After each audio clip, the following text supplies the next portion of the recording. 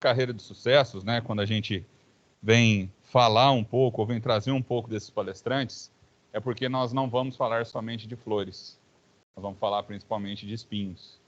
E que a jornada, ela não é fácil, mas ao final nós sempre conseguimos colher louros, né, dos esforços aos quais nós nos dedicamos. Então, hoje eu recebo aqui, né, Elieber da Silva Teixeira, perito criminal formado pela Acadepol, com sólida e válida experiência desde 1986, atuando nas áreas de perícias documentais e grafotécnicas, perícia em acidentes de trânsito, perícias de crimes contra a vida, perícias patrimoniais, toxicologia, balística, meio ambiente e contra facções. Gente, o currículo dele é extenso, eu estou fazendo apenas a leitura do resumo do currículo dele, tenho certeza que ele tem bastante coisa para conversar com vocês. Ele que tem formação pela Universidade Federal de Minas Gerais, começou então a faculdade dele lá, depois transferido para cá, terminou na FDSM, mas isso daí é com o próprio autor, né? Seja muito bem-vindo, Elieber, uma alegria muito grande recebê-lo aqui. O microfone, na verdade, é para quem está em casa poder te ouvir, tá bom? Seja muito bem-vindo. Gente, eu posso tirar a máscara, vocês não se importam?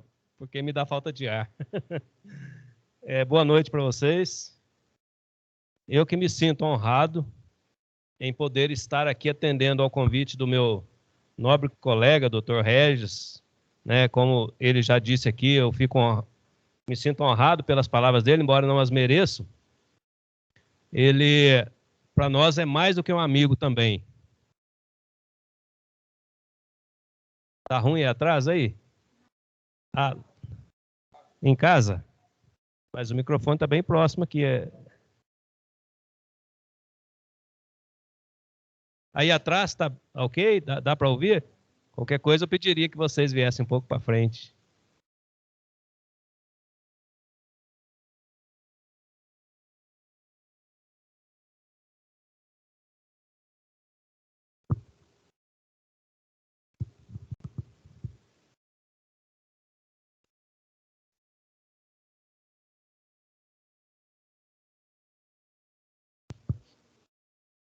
Boa noite.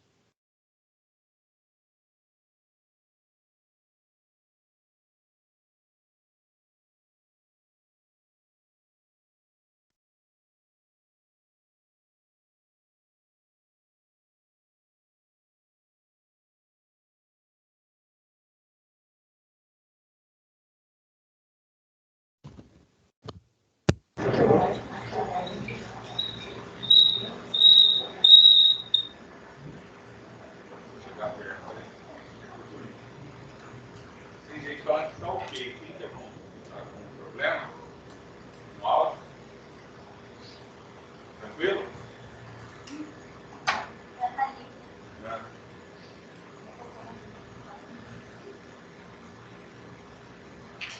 Porque eu vou colocar no microfone. O som está ok. Vamos conversar com ela. Tá bom. Professor. Tá certo, né? Tá. Mexendo aí.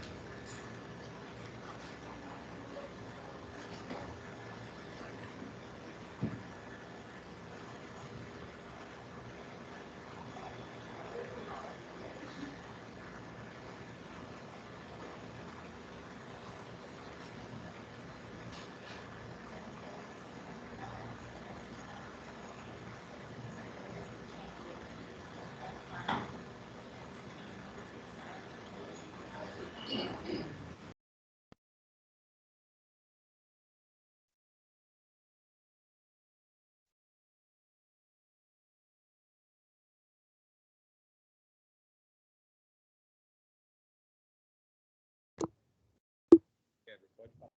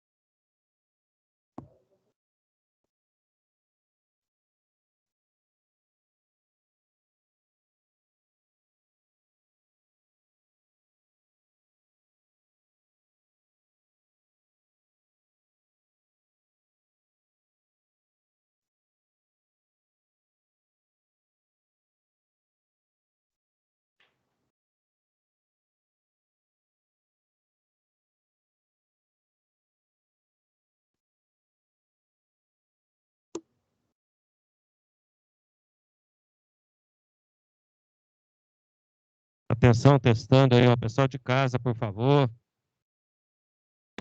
Tá ok? Agora sim.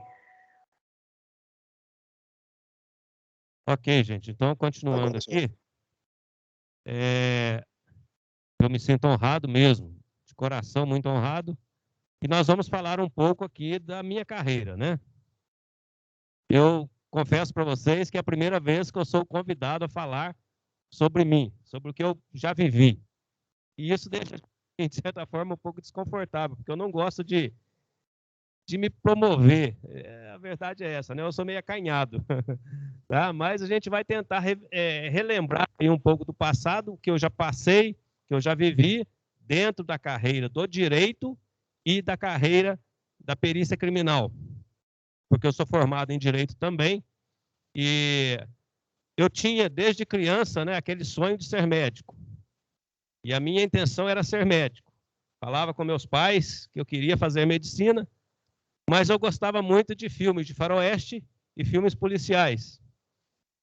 Aí surgiu o interesse pela carreira policial. E quando já estava aproximando do vestibular, eu desisti da medicina e resolvi, né, entrar para a polícia e fazer a carreira do direito. Assim foi. Eu fiz um concurso em Belo Horizonte, fiz vestibular em Pouso Alegre e na UFMG em Belo Horizonte e resolvi fazer o UFMG. Fui aprovado nos dois, mas a UFMG falava mais alto e fui embora para Belo Horizonte para fazer faculdade em Belo Horizonte. Isso foi em 1983.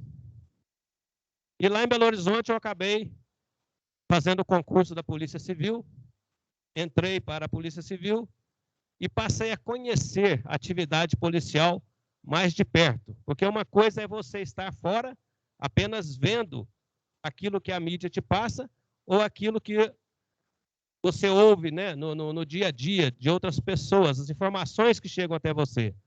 Outra coisa é você viver a vida, né, de um policial. Então, eu comecei a conhecer a polícia e me apaixonei. Eu entrei como investigador da polícia, na época chamava-se detetive, e me apaixonei pela carreira da perícia, que eu não conhecia a fundo. E assim eu fiz, então, depois um concurso para perito, fui aprovado. Então, fiquei apenas 1 ano e meio na carreira de detetive e, em seguida, fui para a carreira de perito criminal e não saí mais dela, né? Aí muitos diziam para mim, você não quer ser delegado? Eu falei, não. É na carreira de perito criminal que eu me localizo, que eu me realizo. Então, eu nunca quis sair da carreira de perito criminal. Mas, em Belo Horizonte, a gente trabalhou alguns anos, fui transferido para Formiga, trabalhei em Formiga apenas 1 ano e meio e depois pedi para vir para Itajubá, onde era a minha família, né? onde eu nasci, onde eu me criei e onde estavam todos os meus familiares. Então, estou em Itajubá desde 1990. Eu cheguei em Itajubá como perito criminal já. Fiquei, quando a delegacia, talvez vocês não se lembram, alguma parte de vocês, era ali na Rua Nova. Ficamos ali alguns anos. Depois a delegacia foi transferida para onde está localizada hoje. E em 1994 eu assumi a chefia da Polícia Técnico-Científica, né? Aí, a partir de 94, eu, como chefe da Polícia Técnico-Científica, fiquei até completar o tempo de aposentadoria, que são 30 anos de atividade policial. Policial, não sei se vocês sabem, ele tem o direito à chamada aposentadoria especial, e você aposenta com 30 anos de serviço, né? Diferente das demais carreiras, que você precisa ter um tempo maior de trabalho. Mas devido à atividade policial ser de risco, ser estressante, existe, então, a aposentadoria especial. E, quando completei 30 anos, Belo Horizonte pediu para que eu assumisse, para que eu não aposentasse e assumisse a chefia do Departamento de Polícia Técnico-Científica em Pouso Alegre, né?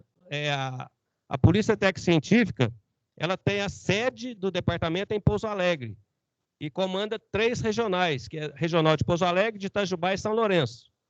Cada regional com suas cidades regionadas, totalizando 72 cidades, Então, eu assumi a coordenação da Polícia Técnica em Pouso Alegre e ficamos por 2 anos e meio, até onde não deu mais, e nós pedimos, então, aposentadoria.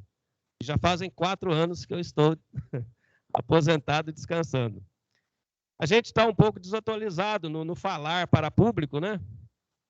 Mas a gente vai tentar aí transmitir para vocês o que for possível. Eu espero que vocês também interajam comigo, façam perguntas, né?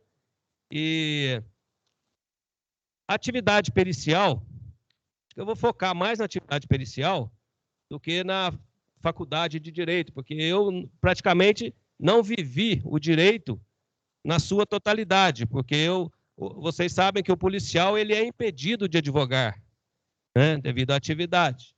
Então, eu não quis advogar, eu não fiz OAB, eu não fiz o concurso da OAB, porque eu me dediquei à atividade policial. E a atividade da perícia criminal, na verdade, ela é aquilo que a gente vê nas televisões, né? Aquilo que a gente vê lá nas televisões americanas, chamado FBI, né? Aquele trabalho de busca de vestígios, busca de indícios, análise técnico-científica desses vestígios, para determinar a autoria, para determinar modus operandi. Tudo isso é o trabalho da perícia criminal. Então, é um trabalho investigativo utilizando a ciência em todos os seus ramos. Todos os ramos da ciência são utilizados pela atividade pericial, da perícia criminal.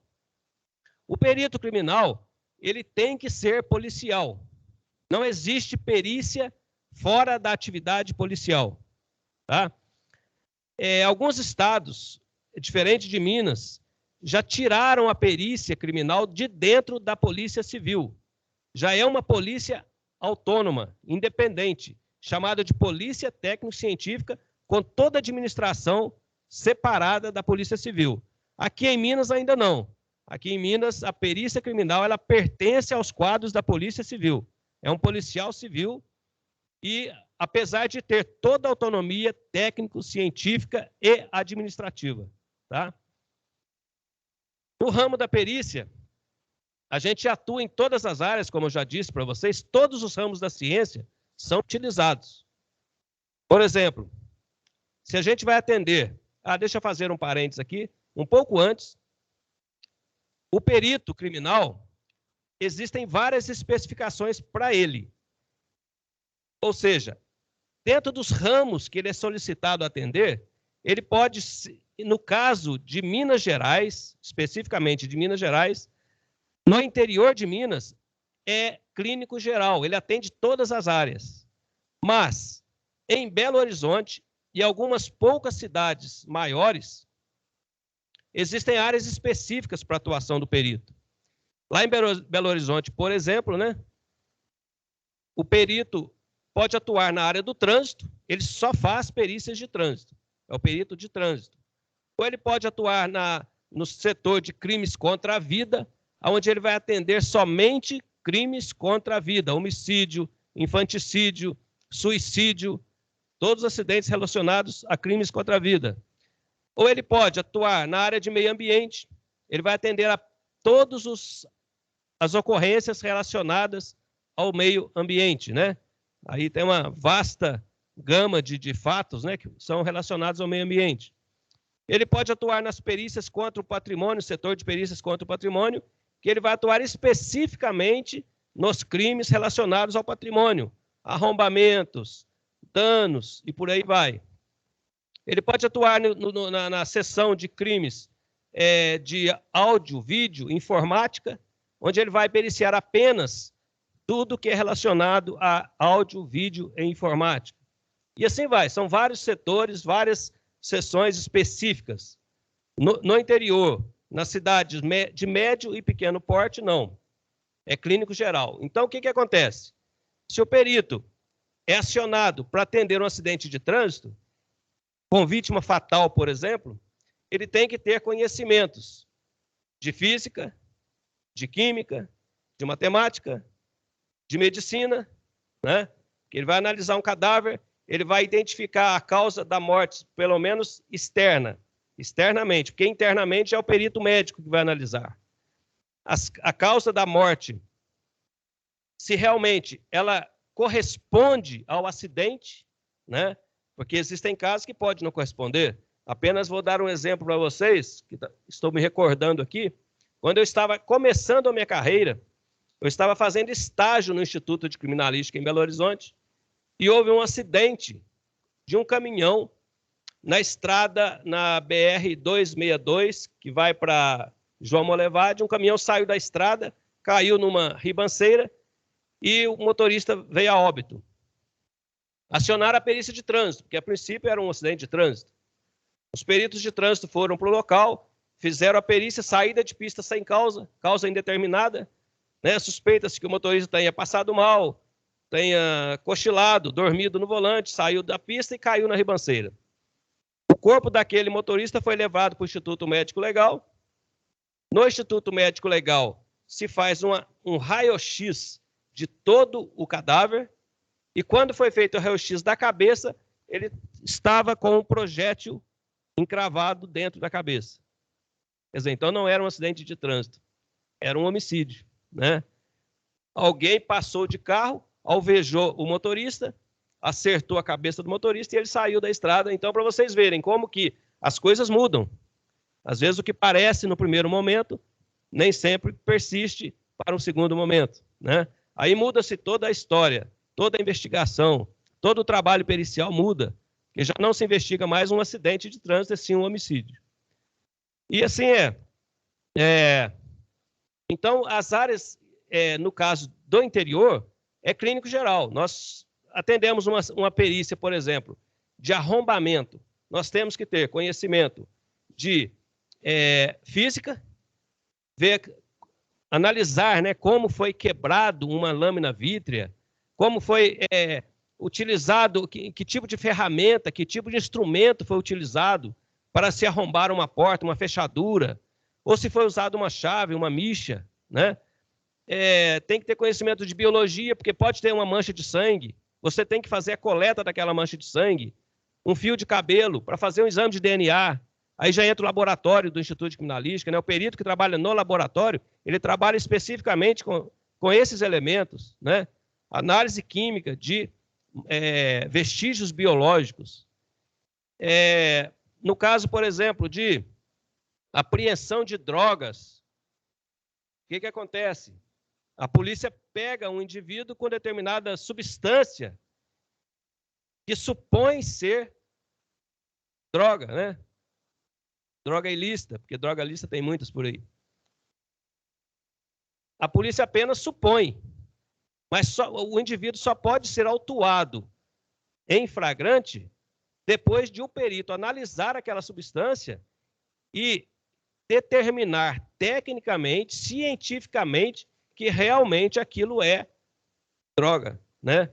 Seja maconha, tem que ter o THC, tetraidrocannabinol. No exame químico que se faz na delegacia, na sessão de perícias, identifica se é ou não, tá? E assim vai. Então, é uma gama muito grande de possibilidades na área da perícia criminal, tá? Eu vou abrir espaço para vocês fazerem perguntas para a gente dinamizar mais um pouco, porque senão eu fico falando aqui, a garganta seca.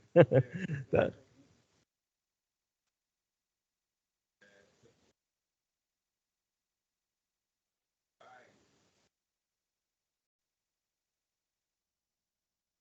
Sim, pergunta importante. O que acontece?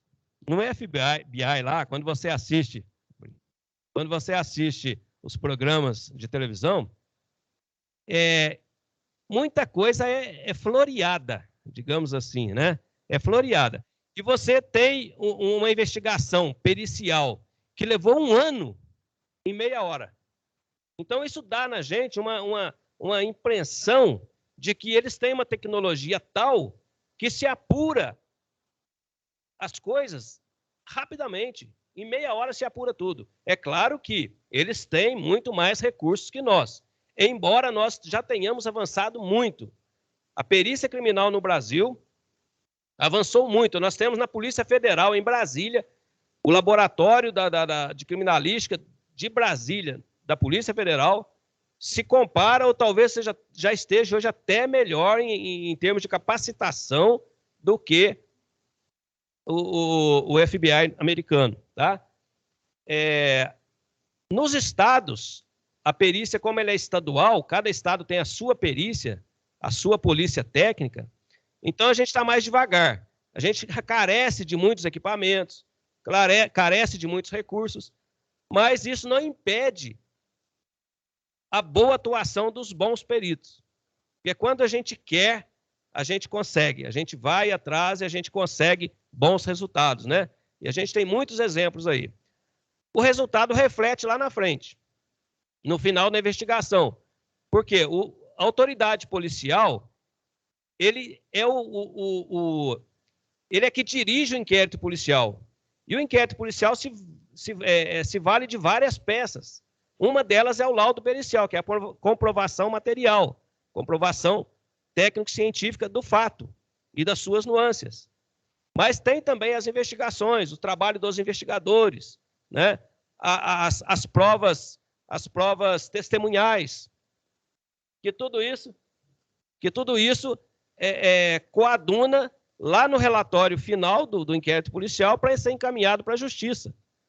E quando chega na justiça, o laudo pericial, o laudo feito pelo perito criminal, por sua fundamentação técnico-científica, é o que tem mais peso no inquérito policial, né?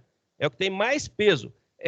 Você já deve ter ouvido falar aqui que a testemunha é a prostituta das provas, né? Testemunha é a prostituta das provas. A prova testemunhal existe? Existe, é considerada uma prova, mas ela é a prostituta das provas. Por quê? Porque nem sempre aquilo que a pessoa fala corresponde à realidade. E até mesmo assim, sem interesses, né? Sem intenções de mudar a realidade dos fatos. A própria perspectiva da pessoa que está vendo o fato pode ser diferente do que está acontecendo na realidade. Depende do ângulo de visão, depende da claridade, depende de muitas coisas que a pessoa às vezes vê, acha que está vendo determinada coisa, vai testemunhar da sua forma de entender, mas aquilo não corresponde à realidade. E a perícia é para isso, é para tirar essa dúvida. A perícia é científica, ela é técnica, ela vai no âmago da questão.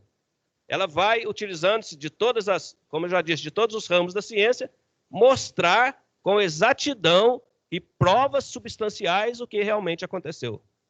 Certo? Está respondido? Vou molhar a garganta aqui.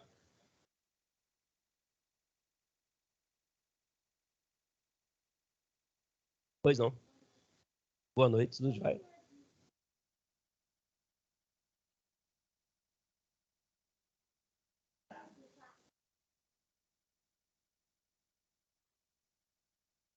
Sim, muito boa pergunta. O que acontece?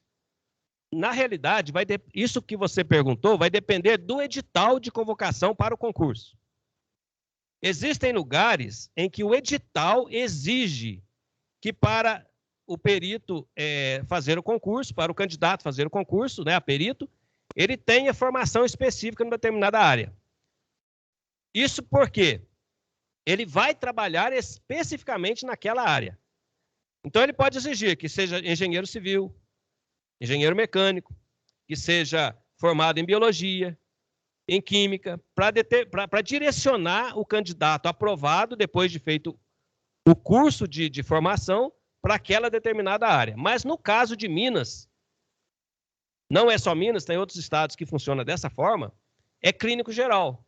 Então, qualquer ramo do conhecimento científico de nível superior pode ser candidato a concurso de perito criminal em Minas Gerais. No último concurso agora, que teve final do ano passado, eles direcionaram algumas vagas específicas, para algumas formações específicas, e outras vagas de conhecimento geral, que aí é qualquer nível de formação, tá? De qualquer ciência de formação. Não. Você faz o concurso para entrar para a polícia. Você é formada, por exemplo, em direito. Você não precisa ser policial. Quando abrir o concurso, você se candidata, faz o concurso, Aprovada, você vai para a Academia de Polícia Civil e na Academia de Polícia Civil você faz o curso de perito criminal e policial civil. Entendeu? Aí você passa a ser, então, perito criminal e policial civil em Minas Gerais.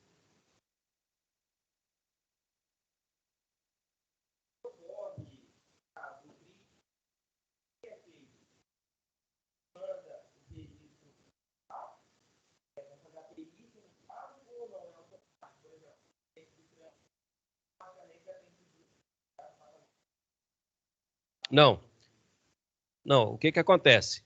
Acontecido um fato criminoso, qualquer que seja ele, o primeiro a tomar conhecimento é a Polícia Militar.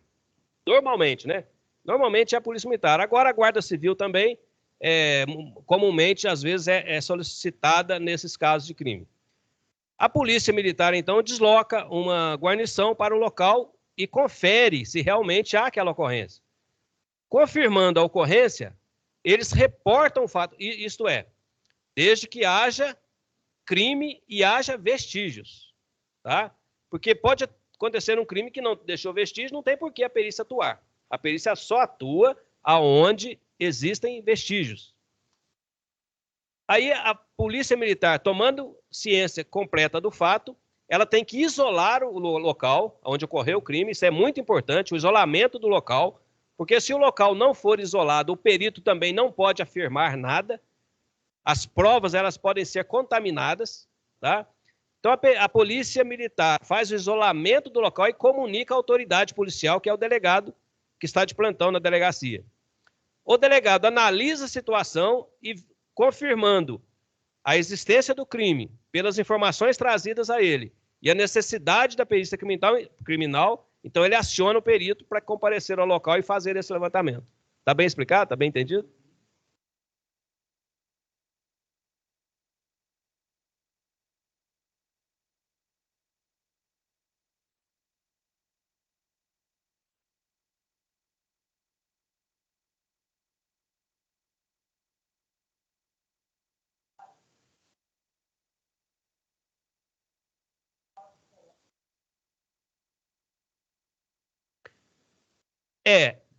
Eu já presenciei fatos.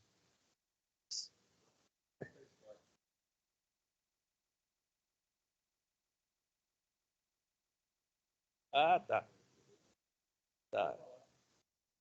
Eu já presenciei fatos assim, ó.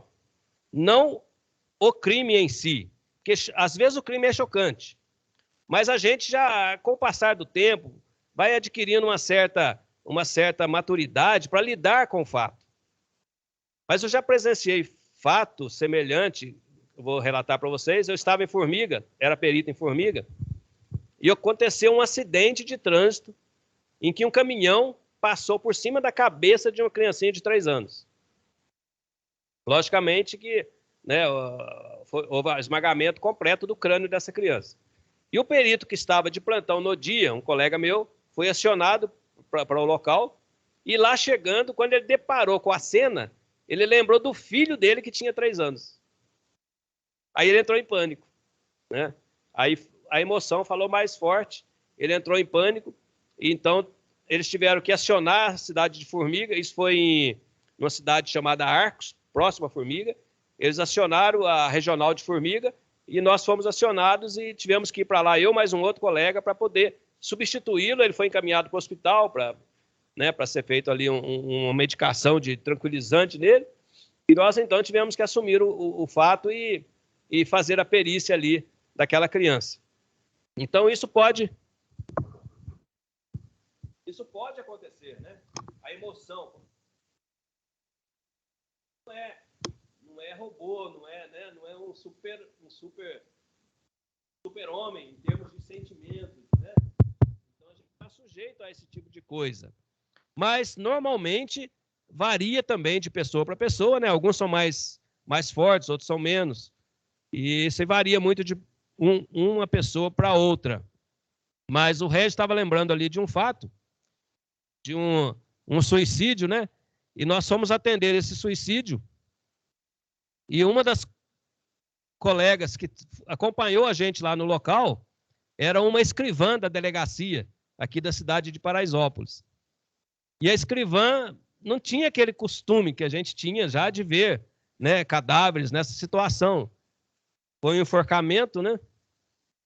E ela ficou próximo ali do cadáver. E quando o agente funerário foi retirar o cadáver da corda, que ele movimentou, o que acontece? Deixa eu fazer uma explicação técnica aqui para vocês entenderem o fato. Quando a pessoa suicida por enforcamento, a corda ela comprime o pescoço, né? Então asfixia.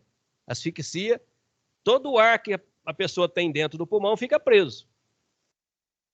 E a barriga, né, o abdômen aqui, ele se distende. Quando movimenta com esse cadáver, a tendência é que comprima. O próprio movimento do cadáver faz a compressão do abdômen, do tórax, né? E quando foi retirado da corda, então, já no chão, colocando no chão, o cadáver movimentou e soltou um gemido. Né? E aí foi a correria, né? A escrivã saiu correndo e bateu de... E estava um policial militar na porta, ela bateu no peito dele, né? Então foi assim, foi uma situação um pouco cômica, mas trágica ao mesmo tempo, né? Devido à situação que a gente estava vivendo ali, uma pessoa que tirou a própria vida e... Pois não.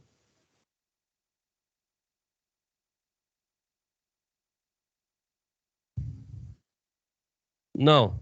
A gente tem que ter um preparo psicológico para enfrentar isso, senão realmente abala, né? Às vezes, o que acontece? Eu, no meu caso, né? Eu vi ali o cadáver, para mim a pessoa já não estava mais ali. Sou eu. Eu agi assim. Era apenas o corpo. A pessoa já não estava mais ali.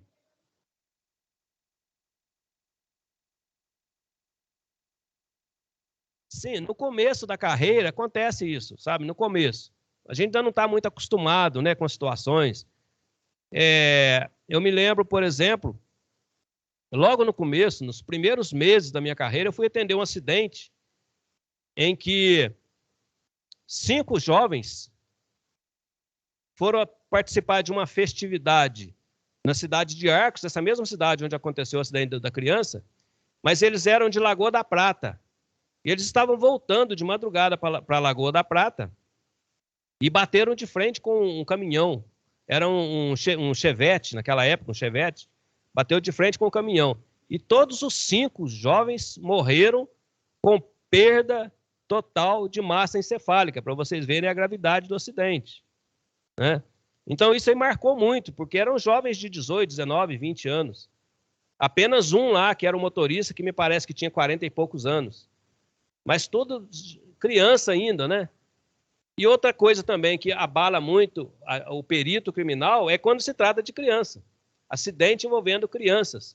2, 3, 4, 5 anos. Porque aí a gente começa a pensar, tem a vida toda pela frente, foi interrompido aqui, né? Isso tudo abala um pouquinho a gente. Mas a gente tem que ser forte. Tem que vencer essa... Parar de pensar, né, nessas nuances e focar no fato em si, nas provas, nos vestígios, para poder fazer o levantamento completo, correto, e depois passar isso para um laudo pericial. Tá bem esclarecido?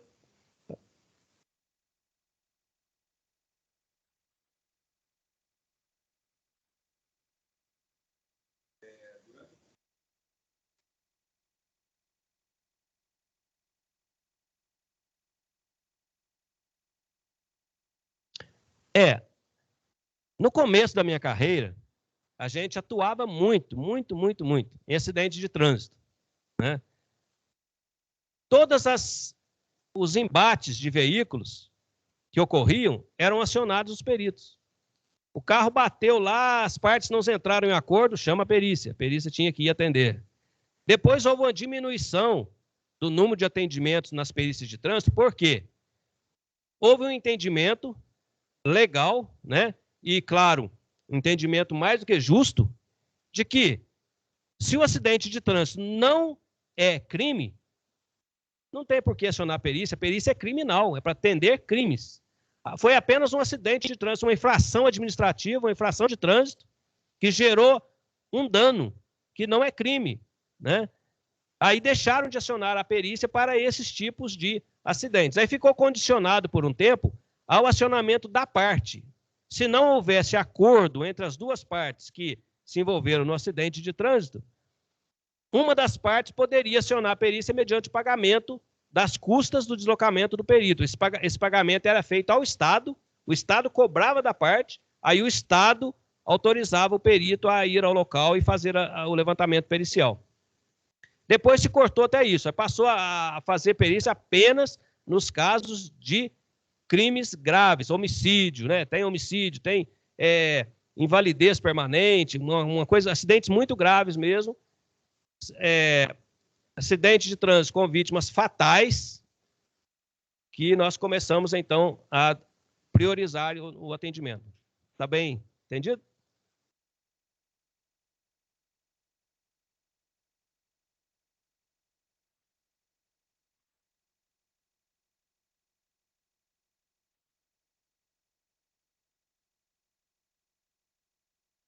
Sim, perfeitamente. É o princípio da ampla defesa, né? Quer dizer, todos têm o direito à ampla defesa, inclusive com a possibilidade de se contratar um perito para atuar acompanhando a confecção, até mesmo analisando o laudo pericial depois de pronto, e se encontrado alguma divergência, alguma omissão, alguma obscuridade no laudo, esse perito vai apontar tecnicamente, claro que tem que ter fundamentação científica para isso, e então o laudo pode até ser desconsiderado pelo juiz. Mas tem que haver um outro laudo com fundamentação técnica mais profunda para que o juiz, então, faça a desconsideração do laudo oficial.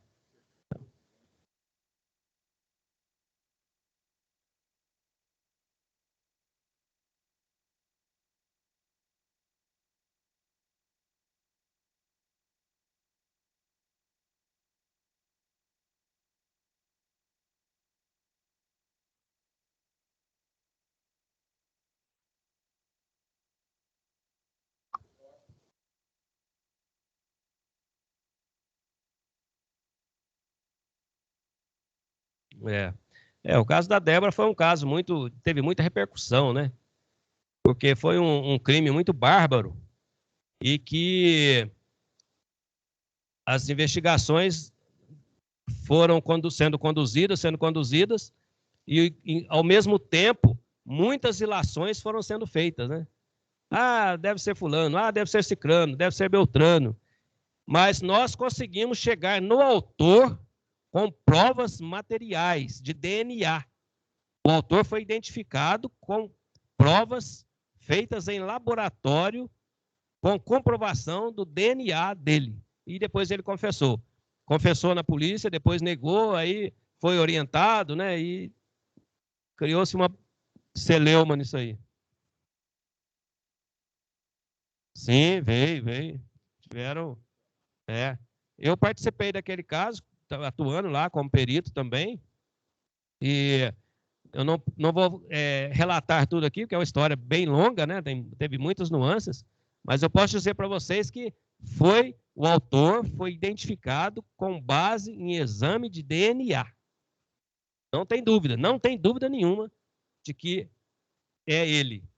Não existe a possibilidade de ser outra pessoa, é ele. Tá? E aí entrou também o tirocínio, né? O tirocínio, por exemplo, da delegada, a doutora Karina, que é delegada de mulheres. Ela estava de plantão no dia em que o autor foi preso. Coincidentemente, entrou o tirocínio do policial militar, que quando foi informado, tem um sujeito aqui no bairro, está sondando as mulheres. Aí ele foi lá, lembrou do fato da Débora. Aí pegou o cara, levou para a delegacia. No caminho, o cara confessou que tinha matado a Débora. Então, a história é longa, né? É uma história que não dá para contar aqui. Então, houve a participação de vários momentos que chegou na comprovação material de que era ele o autor do homicídio da Débora. Tá? O estupro seguido de homicídio. Tirocínio é a capacidade da pessoa de identificar uma situação substancialmente referente, que tenha relação com um determinado fato criminoso. Entendeu? O tirocínio, assim, o policial ele tem que ter o tirocínio. Ele olha uma pessoa pelo comportamento da pessoa, ele sabe se a pessoa tem culpa ou não. Pelo comportamento, isso é tirocínio. O policial olha no indivíduo, ó, é comum, por exemplo, né, na ronda policial. O policial está fazendo ronda. Se ele olhar na pessoa, a pessoa olhar e virar, checa ele porque tem alguma coisa errada. Isso é tirocínio. O policial tem que estar atento a isso.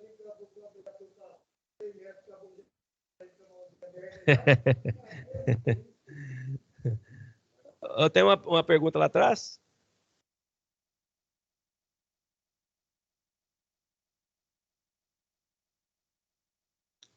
Espera aí, por favor, repete que eu não entendi tudo.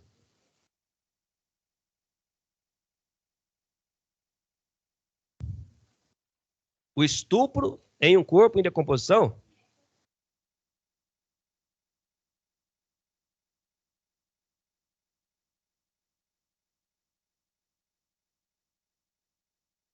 Então, aí vai depender desse tempo e do que foi deixado de vestígios naquele corpo.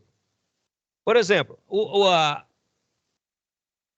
exame de DNA, ele é feito em material biológico, certo?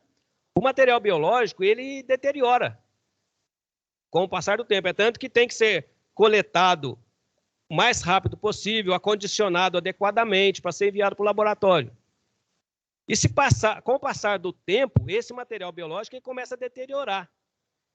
Aí vai depender de cada caso, a análise de cada vestígio colhido para saber se realmente aquele vestígio tem condição de ser identificado ou não. Então, vai muito de caso a caso, mas há possibilidade sim. Tá?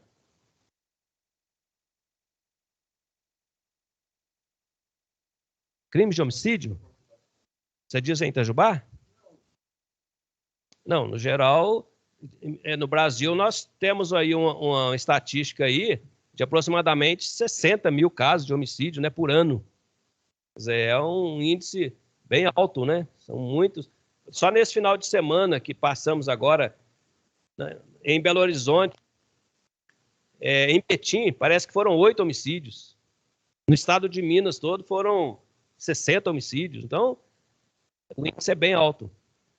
É bem alto, sim. É claro que a criminalidade, ela se vê incentivada exatamente pela falta de punição, né? Não é minha área, eu vou apenas fazer um parênteses aqui na área de entendimento de outras profissões aí dentro da polícia, mas o índice de apuração no Brasil é muito baixo. Para vocês terem ideia, nos crimes de homicídio no Brasil, apenas 10%, aproximadamente, não chega a 10%, se chega no autor. Apenas 10% se chega no autor. Menos de 10%. Na Inglaterra é o inverso. 90% chega no autor. E 10% fica sem apuração. E não existe o crime perfeito. Todo crime deixa vestígios. Não existe, né? A teoria do crime perfeito, ela não existe. Agora, o que acontece? Falta condição técnica, científica para encontrar os vestígios que o crime deixou. Certo? Aí entra aquilo que nós falamos no começo, né? A capacitação e os recursos materiais disponíveis. Deixa eu entender uma moça que está...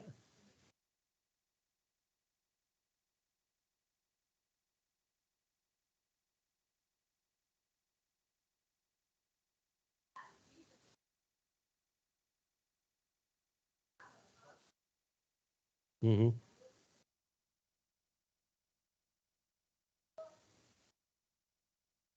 Foi.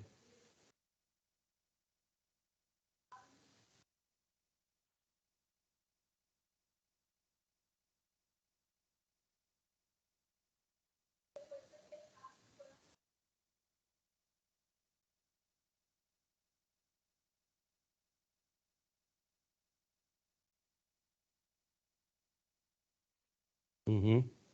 Sim, aí entrou a análise das imagens, né? Por quê? Quando houve o fato, alguém estava filmando as meninas lá brincando na água. As meninas se afogaram, eles entraram em pânico, mas alguém continuou filmando. essas imagens foram utilizadas por nós para chegar nessa definição.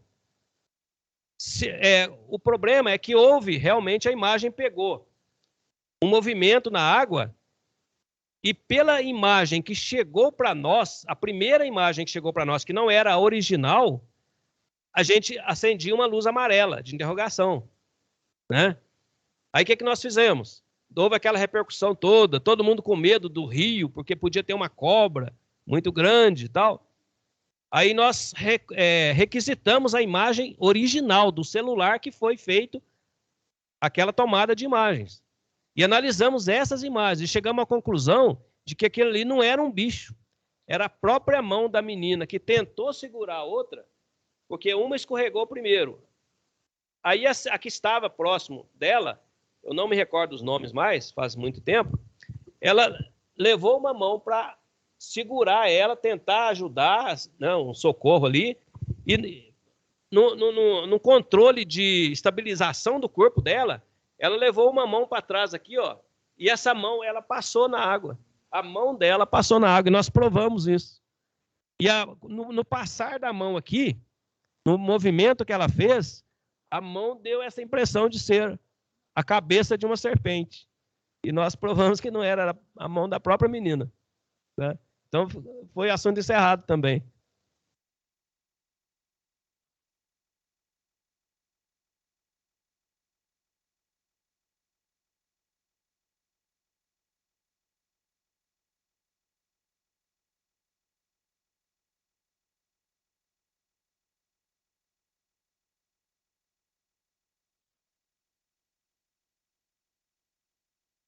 Sim.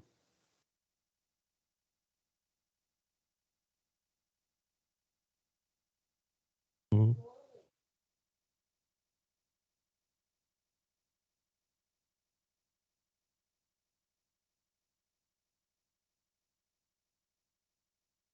Sim, a própria academia faz isso com a gente. Quando a gente faz o curso de perícia criminal na Academia de Polícia Civil, na Cadepol, eles abordam todas essas áreas. Todas as áreas das ciências que são utilizadas na perícia são abordadas num curso dentro da academia. Além disso, diante de cada caso específico, a gente tem que buscar conhecimento, né? Quando você está diante de um fato que exige a sua opinião, a sua conclusão a respeito daquilo, se você tiver alguma dúvida, você tem que buscar conhecimento. Estudar o fato para chegar numa conclusão exatamente científica.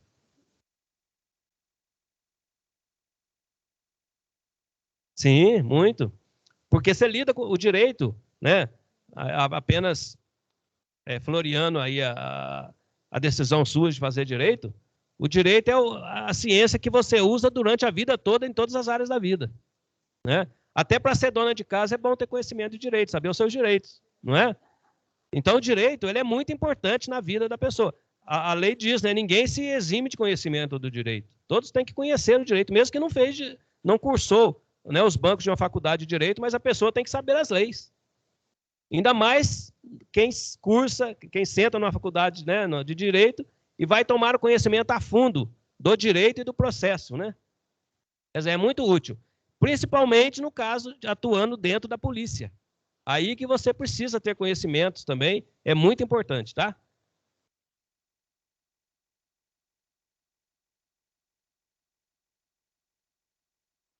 Me recorda aí qual caso que é? Ah, sim, eu não atuei naquele caso, não atuei. Eu... Não, não, isso aí é tranquilo, tá? Isso aí é com relação à identificação de lesões, modus operandi, né, para se matar. Isso aí a perícia, o que a perícia consegue extrair do local e dos cadáveres, no caso, é levado para o laudo e complementa tudo isso aí uma investigação policial que vai completar a ação para se chegar nos autores. Então é tranquilo, isso aí é tranquilo.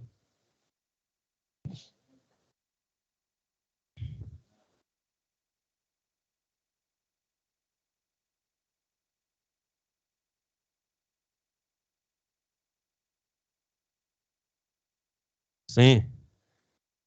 Gente, eu estou aposentado, eu não estou atuando mais como perito criminal, não, né? Não estou atuando na delegacia, mas eu estou passando para vocês o que eu tenho de conhecimento da minha vida pregressa, né? Minha vida como perito criminal.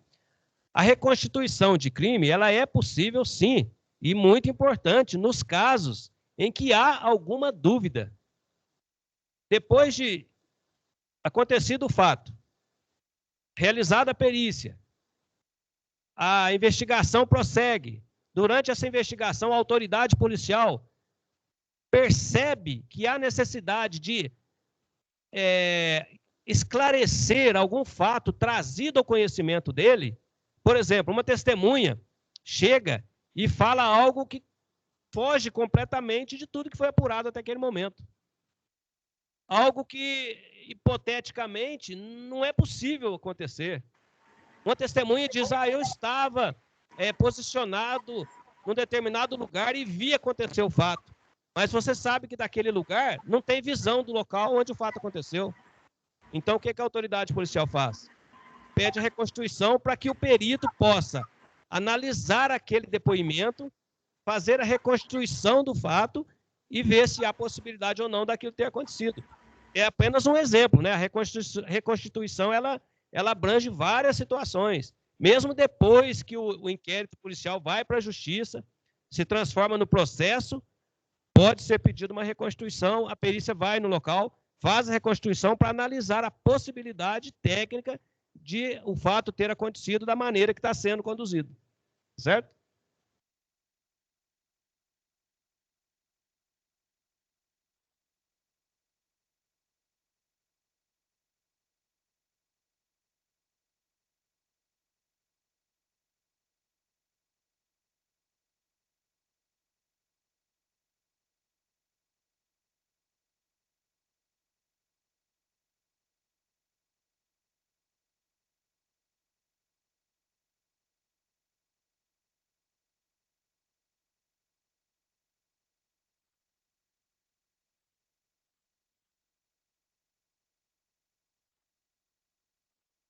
Reconstituição.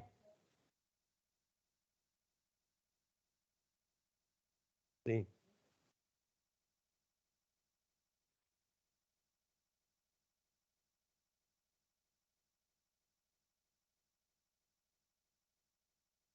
Sim.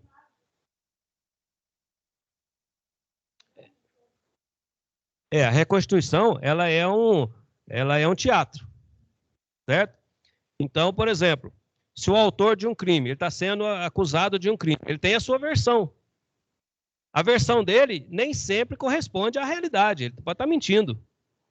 Aí, quando você faz a reconstituição, você pega autores, né?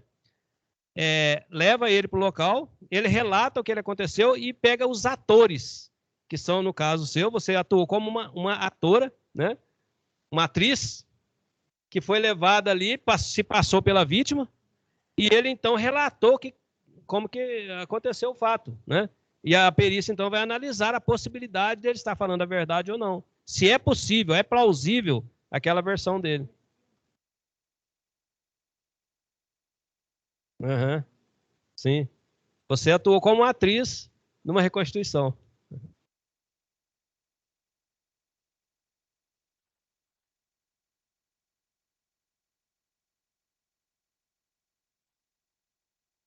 Não resolvido? Olha, gente, na verdade, eu acredito que não. Por quê? O que acontece? Quando a gente vai no local, atende um local de crime, o perito vai lá, atende, ele analisa todas aquelas provas, todos aqueles vestígios que ele coletou, analisa aquilo tecnicamente, passa para o laudo pericial e encaminha para a autoridade policial. A partir daí, são poucos os casos em que o perito acompanha até o final, até o julgamento.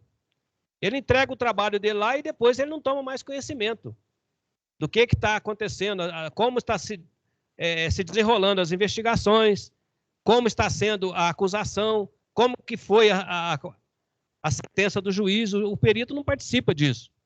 O trabalho do perito encerra na elaboração do laudo pericial e entrega desse laudo. Alguns casos, sim, perito ele pode ser chamado para esclarecimento, para reconstituições, já na fase processual e até mesmo no julgamento, né? Eu me recordo aqui de um caso em Itajubá que teve repercussão de um rapaz que matou o pai dele ali na Rua Nova. E o rapaz foi condenado, eu inclusive estava presente no julgamento, né, no dia do julgamento, ele foi condenado com base no laudo pericial, que provou que ele realmente, ele negou o tempo todo, mas o laudo pericial provou, inclusive com o exame de DNA também, porque na roupa dele nós encontramos mancha de sangue, foi coletada essa mancha de sangue, foi encaminhado para o laboratório, foi comprovado ser o DNA dele, então comprovou que ele realmente era o autor do homicídio. No caso da... Não trabalhei. Eu não tenho essa informação.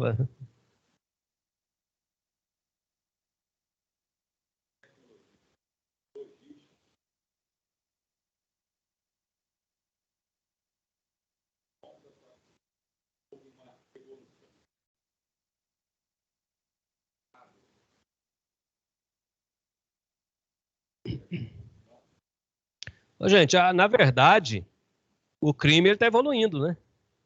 As tecnologias evoluem. Hoje, por exemplo, já não se fala tanto em... As pessoas estão assaltando pela internet, né? É um telefonema.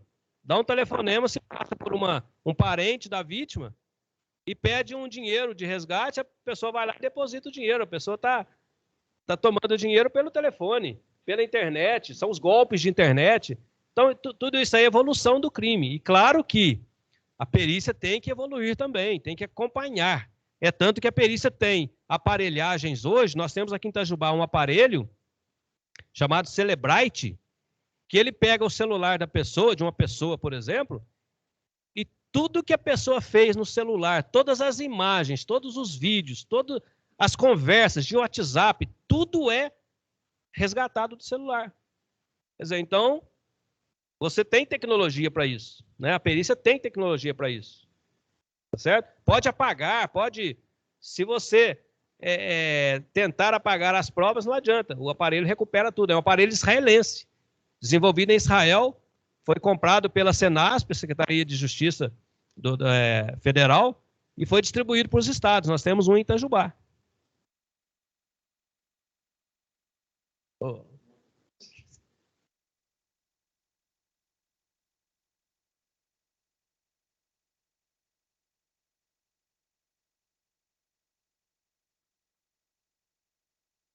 Sim, na verdade eu já falei sobre isso, né?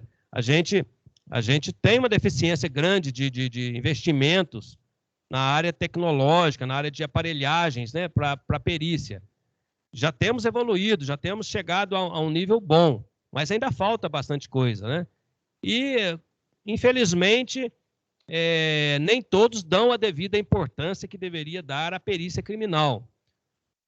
Alguns estados mais evoluídos, outros mais atrasados. Nós temos um estado, se não me engano, é o Acre, em que tem perícia criminal só na capital. Nas cidades não tem perícia criminal. Quer dizer, é uma deficiência que gera impunidade, né? Aí, por exemplo, acontece um crime numa cidade muito distante. A lei faculta que a autoridade policial pode nomear um perito ad hoc. A figura do perito ad hoc, não sei se já estudaram sobre isso. O perito ad hoc é um profissional daquela área, de nível superior, que tem uma formação em nível superior, às vezes também nem tanto, né? Mas que tenha conhecimento da área, que vai, então, fazer uma análise do fato para esclarecer a autoridade policial. Mas essa pessoa, esse profissional, mesmo de nível superior, ele não tem o tirocínio e não tem o conhecimento específico do que ele tem que analisar, por exemplo, das provas que são deixadas, né, dos vestígios, dos indícios. Ele não tem esse conhecimento. Como levantar, se o vestígio está preservado ou não. A preservação dos vestígios é muito importante na apuração de um crime. Ocorre um homicídio, por exemplo, até a polícia militar chegar, As pessoas estão transitando ali, estão mexendo no cadáver, né? Chega um parente, abraça, né? Quer dizer, tudo isso aí está alterando o local, está alterando os vestígios.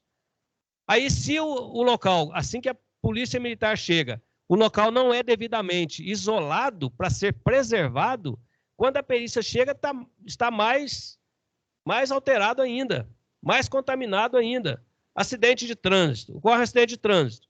A vítima fica presa às ferragens. Se está com vida, a vida é primordial. Tem que se desfazer tudo que for preciso para a retirada daquela vítima que está presa e ser socorrida, né? E, quer dizer, nisso aí se desfazem os vestígios, se desfazem os indícios. Aí, quando a perícia chega, já não é mais, não está mais preservado como deveria estar, né? Então, isso é problema. Tudo isso é questão de conhecimento, tá? Você aí atrás...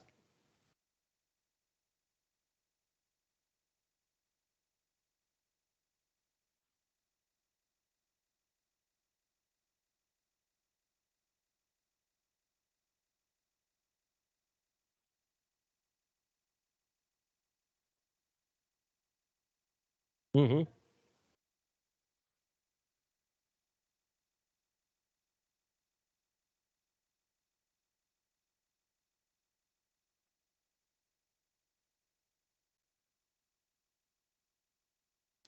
Pesa mais a perícia oficial. Porque a perícia oficial, ela tem a credibilidade de ser oficial, está representando o Estado. O perito contratado, ele já gera uma suspeita de que pode estar sendo subornado, até mesmo subornado pela parte interessada. Ele já é perito da parte, ele não é, quem falou? Imparcial.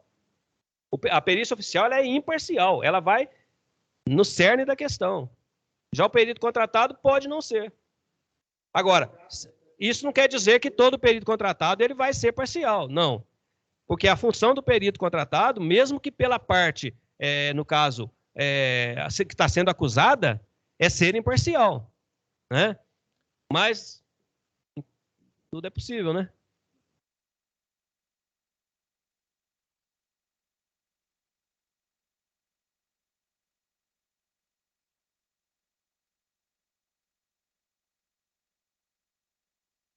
Olha, aí você já está falando da corrupção dentro da área criminal, né?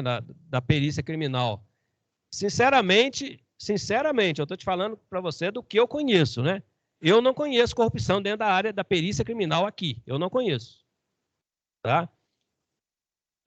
E se acontecer, existem os órgãos corregedores dentro da polícia, que é para apurar. Então, o que acontece? Se um perito faz um laudo tendencioso, existem outros peritos que vão mostrar que ele foi tendencioso e ele vai ser punido. Ele vai ser processado, é aberto um processo administrativo, vai ser apurado o fato e comprovado que ele agiu parcialmente, ou por interesse próprio, ou por suborno, ele vai ser punido e pode até mesmo perder o cargo. Entendeu?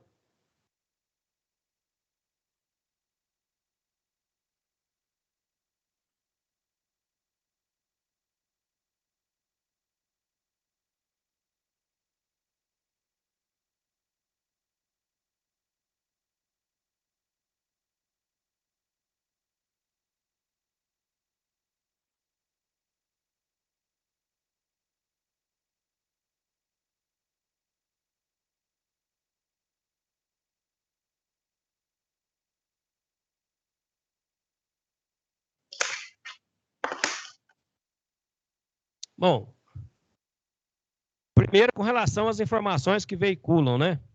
O perito não trabalha com informações. Certo? O perito não trabalha com informações. O perito trabalha com elementos técnicos. Então, as informações, é o que eu disse para vocês. A testemunha é a prostituta das provas. E as informações, principalmente de mídia, é que não tem credibilidade nenhuma. Né? Isso eu estou te falando do ponto de vista pericial. Então, o perito ele tem que analisar o quê? Não o que estão falando, ele tem que analisar o que ele encontrou no local. Quais os vestígios, os indícios, fazer uma análise disso para poder chegar na sua conclusão, exclusivamente nisso. Ele não pode, de maneira nenhuma, concluir o seu trabalho com base no que ele ouviu falar. Está bem entendido?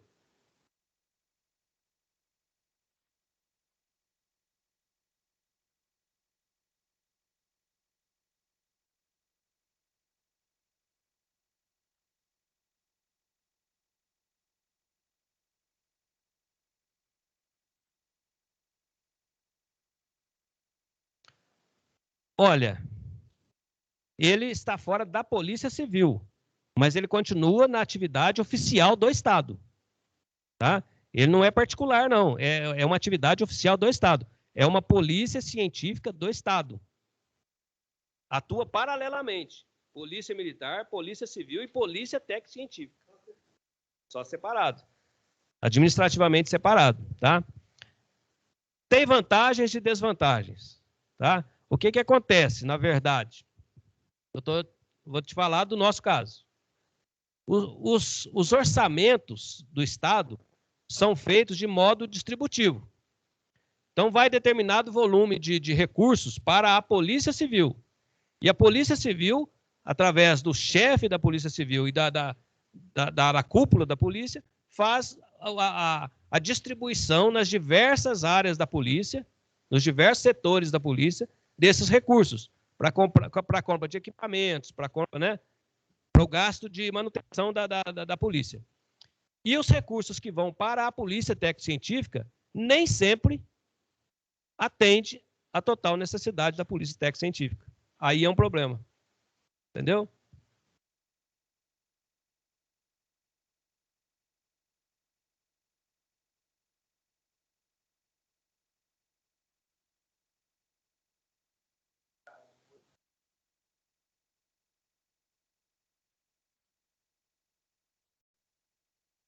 É verdade. No local preservado, é o que eu disse para vocês, o local preservado. Se o local aconteceu um homicídio, ninguém mexeu em nada. Se isolou o local, tomou todas as precauções necessárias. O perito que chega no local com o local preservado, a posição do corpo já começa a falar com ele. A posição que a vítima foi encontrada ali por ele, já começa a dar informações para ele. E depois, toda uma gama de vestígios que ele vai encontrar no local. Né? Manchas de sangue. Nas manchas de sangue ele tem condição de determinar percurso, os ferimentos que foram encontrados na vítima. Tudo isso aí vai... Cada caso é um caso. É difícil a gente falar no geral, porque cada caso é um caso. Né? Mas tudo isso transmite para o perito informações muito importantes para a sua conclusão.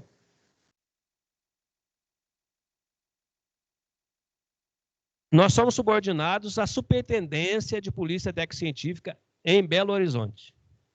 Diretamente a ele. Não há subordinação do delegado. Sim.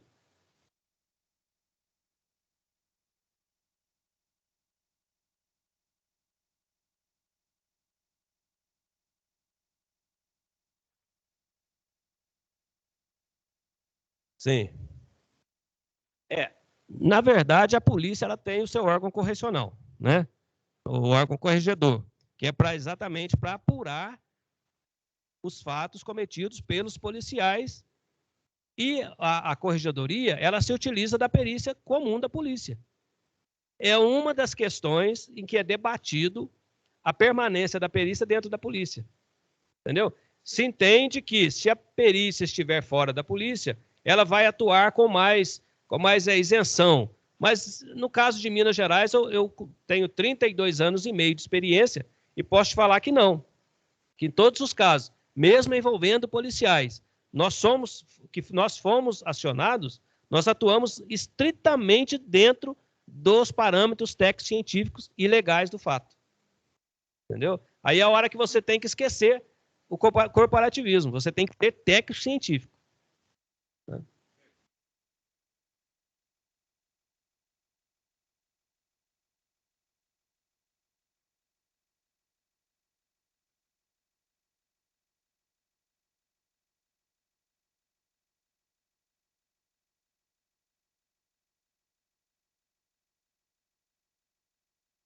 É, dificuldades é exatamente você sendo chefe, sendo cobrado de uma atuação que você não tem condição de melhorar, né? De dar mais condições técnicas para o trabalho pericial. E isso é comum. Graças a Deus que ultimamente isso já estava bem tranquilo, né?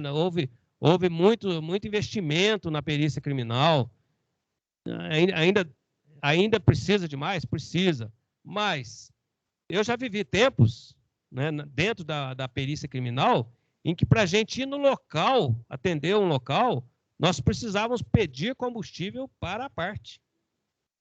Porque não tinha combustível. Não tinha veículo, não tinha viatura para deslocar. Tinha que pedir carona para a Polícia Militar, para levar a gente no local, ou para a própria parte, ir buscar a gente, né? Ou seja, já passamos por isso há 30 e tantos anos atrás. Mas hoje não, hoje já está bem tranquilo. Há investimentos robustos na perícia, ainda aquém do necessário, mas já melhorou bastante.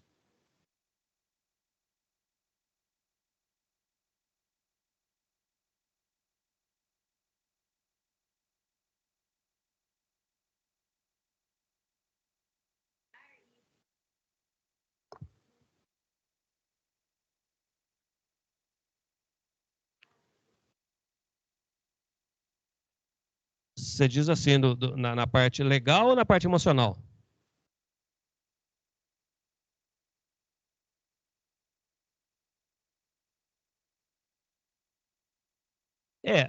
Por questões por questão de probidade mesmo, né? Quando um fato envolve um familiar do perito criminal, ele deve comunicar ao chefe imediatamente para que outro perito seja designado para atender o local, exatamente para não gerar suspeitas. Tá?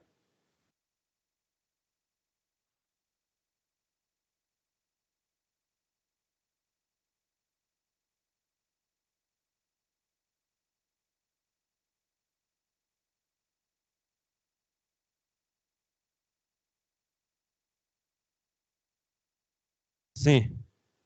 Gente, o direito, como eu já disse para vocês, é importante em todas as áreas, principalmente quando você está tratando com assuntos relacionados a, a crimes, né? A uma investigação policial, a atuação da polícia.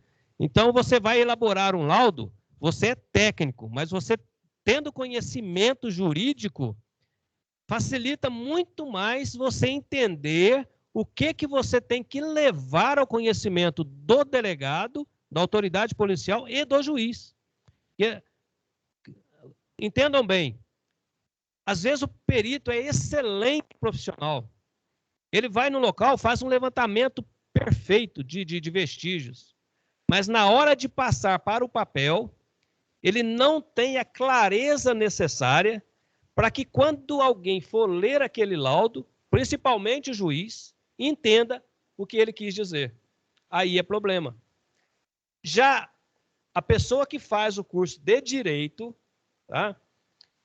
Talvez pela sua aptidão, pela sua o fato dele escolher o curso de direito, né? Ele tem facilidades para falar, facilidades para escrever, conhecimento do português, da redação. Isso é exigido dele de uma forma em que ele tem essa facilidade de passar para o laudo inteligivelmente o que ele concluiu.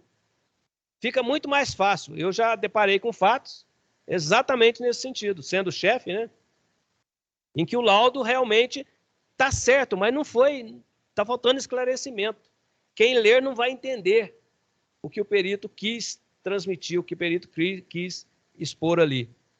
Então, o curso de Direito, nesse ponto, é muito importante para quem vai descrever uma minuta, descrever um laudo pericial. Tá?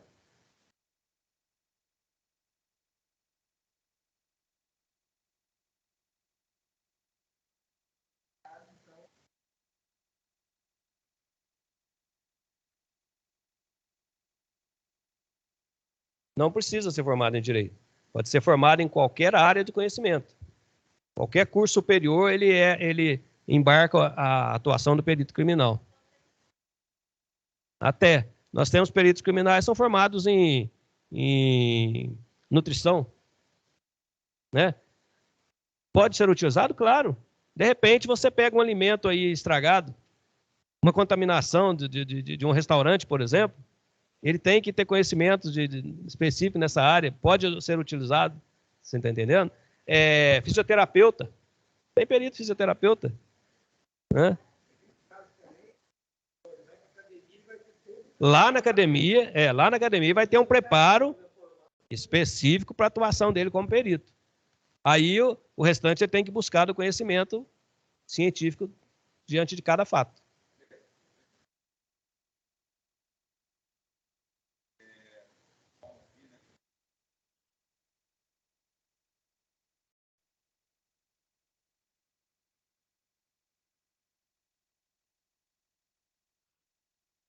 Ô, gente, a perícia mais difícil que tem é a perícia de homicídio. É a mais difícil. Porque, às vezes, você não sabe nem quem é a vítima. Né? Tem um cadáver, você não sabe nem quem que é. O cadáver tem que ser identificado, ser descoberto quem é, para depois ser descoberto o porquê, como foi, quem foi, entendeu? Então, é a perícia mais difícil, mais complexa que existe. Além dessa, em segundo lugar, no meu modo de entender, nós podemos situar as perícias de trânsito. As perícias de trânsito, algumas são simples, mas outras são muito complexas. Envolvem muitos veículos, envolve muitos movimentos, né? A perícia de trânsito, ela analisa movimentos, física. Então, envolve velocidade, impacto, deformação, deslocamento, e por aí vai, né? É uma perícia muito complexa. Outra perícia também muito complexa, que parece simples por um lado e por outro até impossível. Perícia grafotécnica. Eu sou perito grafotécnico, analiso escrita, assinatura, né? Quer dizer, se você pega um documento, a pessoa fala, não, eu não assinei esse documento. Chega na justiça, tem que ter o quê? A perícia grafotécnica, para analisar se aquele que está sendo apontado como autor da assinatura realmente foi quem assinou aquele documento, ou se não é ele que assinou, é realmente um documento falsificado. Essa perícia é muito complexa também. Não chega no nível de complexidade da perícia de homicídio nem de trânsito, mas é muito complexa também. E é uma perícia que eu gosto muito, né? Porque exatamente você consegue trabalhar dentro do seu escritório, na sua mesa ali, com a sua aparelhagem, com o seu equipamento, e é uma perícia que eu gosto muito. Perícia grafotécnica. E são poucos, viu? Perito grafotécnico são pouquíssimos, porque além de ser muito complexa, né, existe um estudo, um aprofundamento, existe uma experiência no dia a dia muito grande para chegar num grau de capacitação para se definir a nuance de uma escrita. Tá?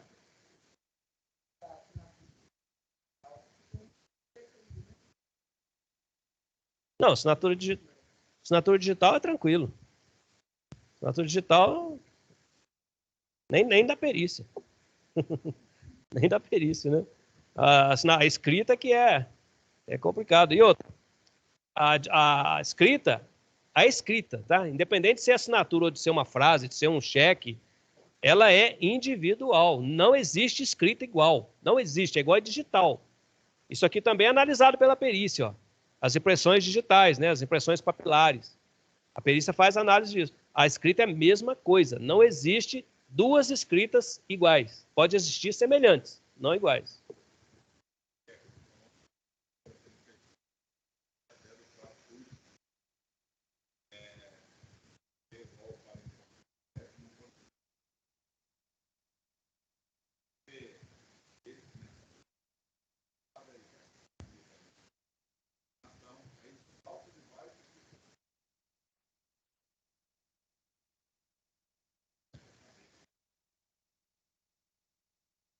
Os espinhos da perícia é exatamente quando você sabe que pode chegar no resultado e não tem condição técnica de aparelhagem, de análise para conseguir chegar na conclusão satisfatória.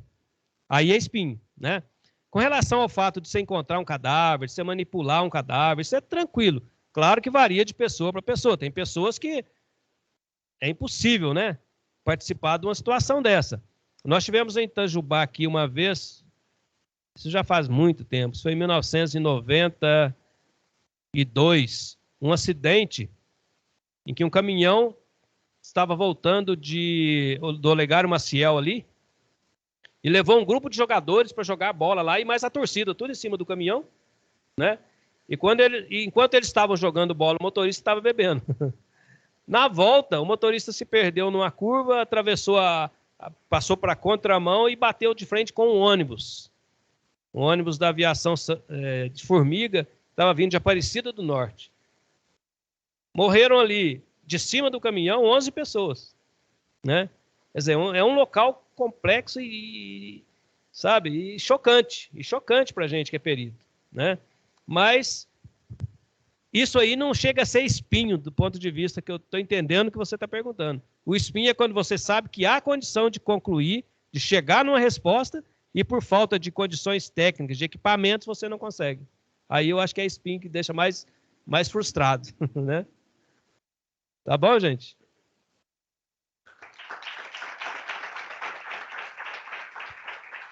Eu que agradeço e quero dizer para vocês o seguinte: é lindo a profissão de perito, viu? É lindo, gratificante e traz uma outra coisa. O perito ele é dono do que fala. Ninguém pode contestar o que o perito fala. Só outro perito. Ninguém, nem o juiz, pode contestar o que você falou no laudo. Para ele, se ele não concordar com o que você falou, ele tem que nomear um outro perito que tenha conhecimento para contestar aquilo que você falou. Então, o perito é dono da sua palavra. Isso vale a pena, vale muito a pena.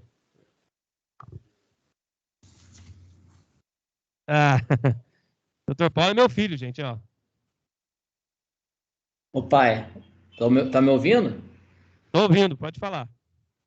Não, eu queria aproveitar o ensejo, né, como forma de agradecimento à sua presença, de aceitar o convite do Dr. Regis, para fazer uma menção honrosa à sua pessoa, porque eu sempre tive o orgulho do homem que o senhor era, né, e ainda é até hoje. A sua integridade, a sua bondade começava logo em casa, né, no tratamento com os filhos, no tratamento com a minha mãe, né, e se estendia até outras atividades, inclusive no seu trabalho, o qual eu pude acompanhar tantas vezes, né. Quantas vezes o senhor acordava de madrugada para fazer perícia e eu estava acordado e eu falava, pai, eu vou com o senhor, né? Vou te acompanhar. E lá estava eu colocando roupa para te fazer companhia, te auxiliar. Segurava lanterna nas perícias à noite, né? Tirava fotografias, ficava com a câmera tirando fotografias. E eu vi muita coisa e eu pude certificar o quão dedicado e bom profissional o senhor era, né? E o senhor foi, e ainda é, né? E mesmo tendo decidido não seguir a carreira profissional da Polícia Civil, assim como muitos na delegacia me falavam, porque eu vivia dentro da delegacia, né? Toda a minha admiração ao senhor me fez tornar o profissional que eu sou hoje, o pai, o marido que eu sou hoje, né? Então, eu queria dizer que eu me espelho muito na sua probidade, na honra que o senhor tem, e eu nunca vou abrir mão dos meus princípios, que é uma herança sua. Então, muito obrigado pelos seus ensinamentos. Conte sempre comigo. Eu segurei aqui para não chorar, filho.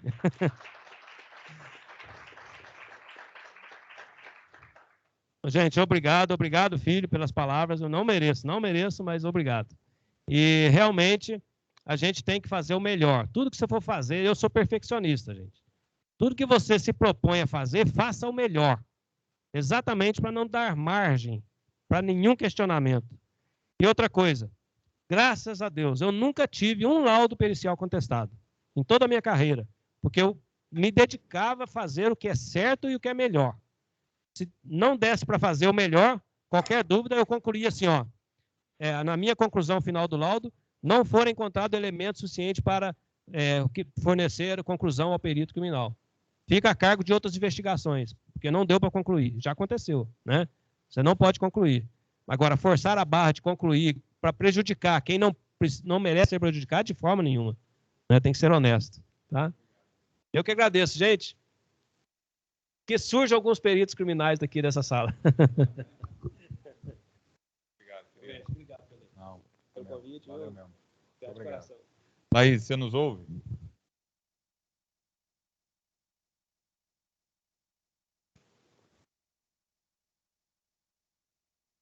Ela respondeu um eu ovo. É bom, né? Laís. É. Já vamos colocar essa regrinha já.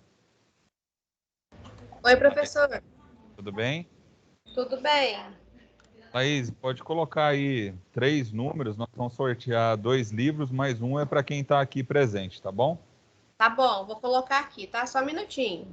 Pelo menos um, né? Responder. Espera aí, ô Laís, Oi.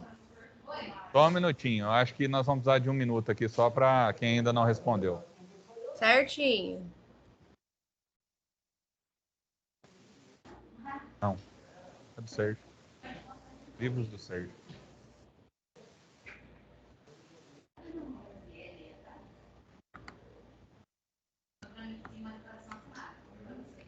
Não tá pegando o Wi-Fi daqui, Roberval? Tá?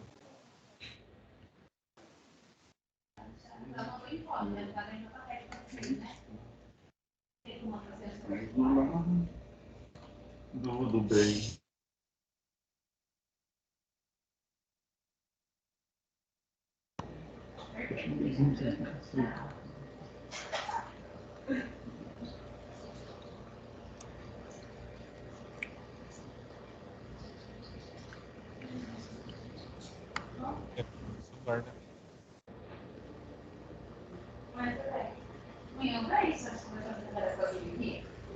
Celular, né?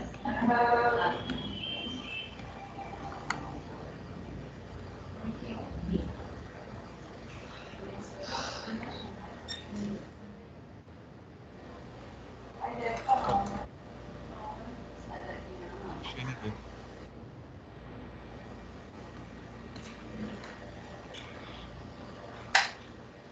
A hora que puder, o senhor me fala, tá, professor? Tudo bem, pessoal? Pode ir. Tá, joia.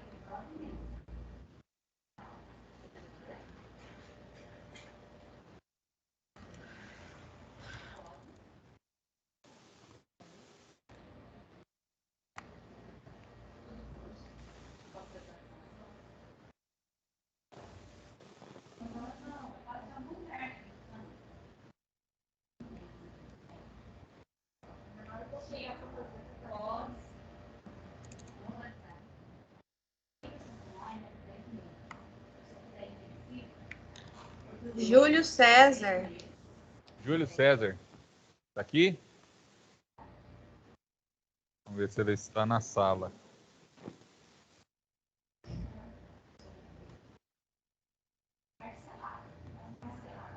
Não tá. Próximo. Tá.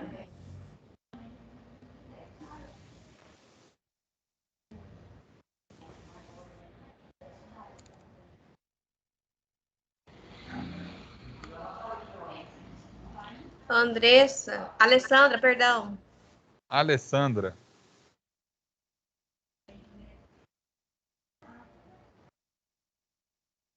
Só ver aqui, gente. Espera aí. É. Ela aparece para mim aqui que está presente. Meus parabéns, Alessandra. Você ganhou um dos livros. Professor Sérgio Salvador. Obrigada, professor. Nada. Para o número 22. 22. Thaís, agora nós vamos sorteando até ter alguém aqui. Tá bom.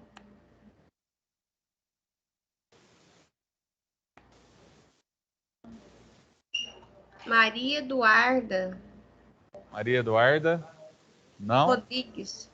Não? Rodrigues. Tá aqui, tá aqui. Tá aqui? Tá aí? Tá aqui. Tá sim.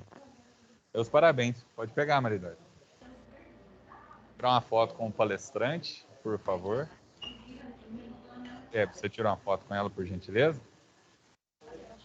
Oi, pode tirar a máscara.